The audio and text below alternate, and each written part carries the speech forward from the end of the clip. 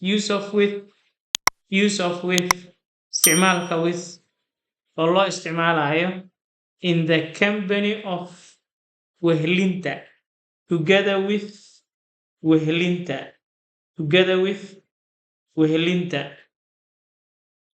they are staying with my brother iyagu waxay la joogaan staying with la joogid staying joogid waa withna la they are staying with my brother waxay la joogaan walaalkay I spent time with waxaan la qaatay waqti the children caruurta I spent waxaan qaatay time waqti with la qaatay children caruurta with the children caruurta ayaan la qaatay I spend waxaan la qaataa time waqti baan la qaataa I spend time waqti baan la qaataa with the children caruurta ayaan la qaataa waqti she does not live with Ali she does not live with lama noola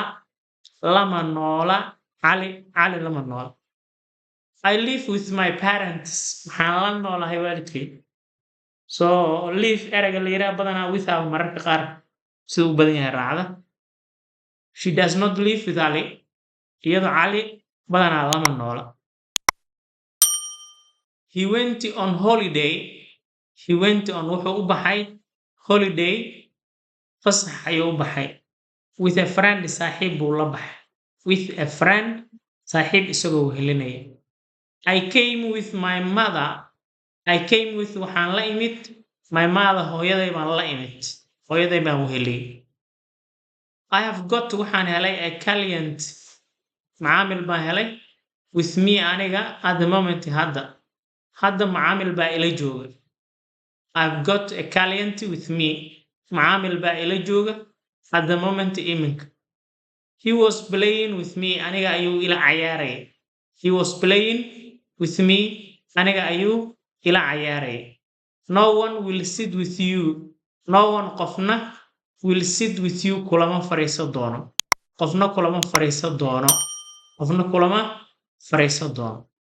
okay qaybtan kale waxaa la yiraahdaa with t ayaa waxa ay tahay instrument qalab tool qalab means qalab item used shay la isticmaalay qalabka la isticmaalay habka la isticmaalay shayga loo isticmaalay waxaan shay baad u isticmaashay so shayga aad u isticmaashay waxaa ka hormarinaya with tusaale ahaan they are eating food cunto ayay cunayaan with spoons qaadooyin bay ku cunayaan so qalabka ay isticmaalayaan cuntada markay cunayaan maxaa waaye with spoons qaada ayay ku cunayaan they are eating food cunto ayay cunayaan with spoons qaadooyin ku cunayaan the thief kills people this thief tugan kills who dilaa the people dadka with machete baangad ayuu ku dilaa machete baangad with machetes baangad ayuu ku dilaa I saw waan arkay with my eyes indhahayga anoo isticmaalayaan ku arkay indhahayga laftirkoodaan ku arkay waxaan isticmaalaya waxay ahaayeen with my eyes indhahayga ayaan ku arkay I saw waan arkay I saw with my eyes indhahayga ayaan ku arkay fill buuxi the bowl baaquliga buuxi with water biyo ku buuxi fill the bowl baaquliga buuxi with water biyo ku buuxi baaquliga biyo ku buuxi baaquliga biyo ku buuxi baaquliga biyo ku buuxi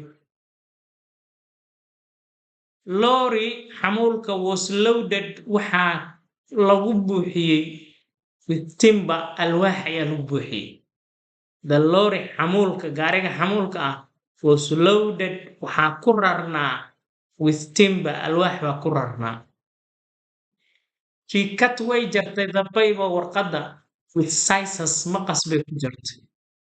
She cut way jartay the paper warqadda with scissors maqas ayay ku jartay. Maqas ay ku goysay. He wrote wuxuu qoray the letter warqadda with a pen. Qalin buu ku qoray. He wrote the letter with a pen. Qalin ayuu ku qoray warqadda. The man ninka opened wuxuu furay the door albaabka with key. Furo ayuu ku furay. Furo ayuu ku furay qalabka uu isticmaalaya maxaa with a key. Furo ayuu ku furay.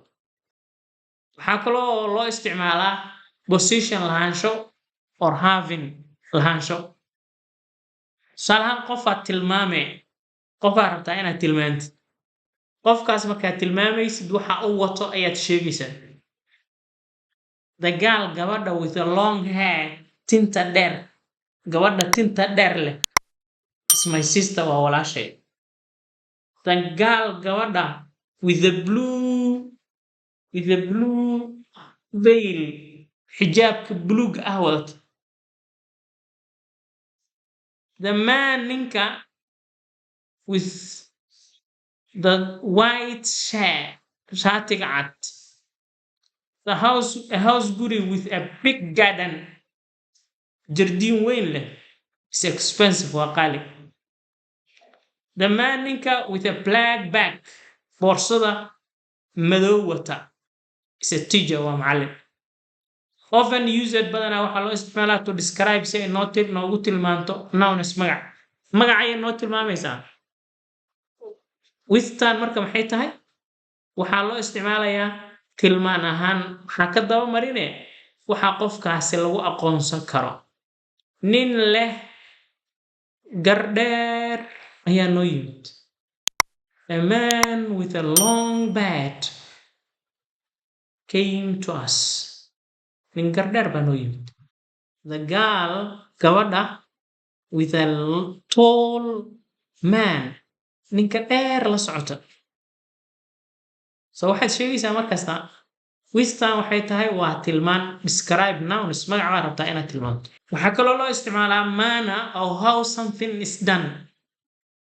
With waxaa loo isticmaalaa si ay noogu muujiso sida wax loo qabto inay noo muujiso.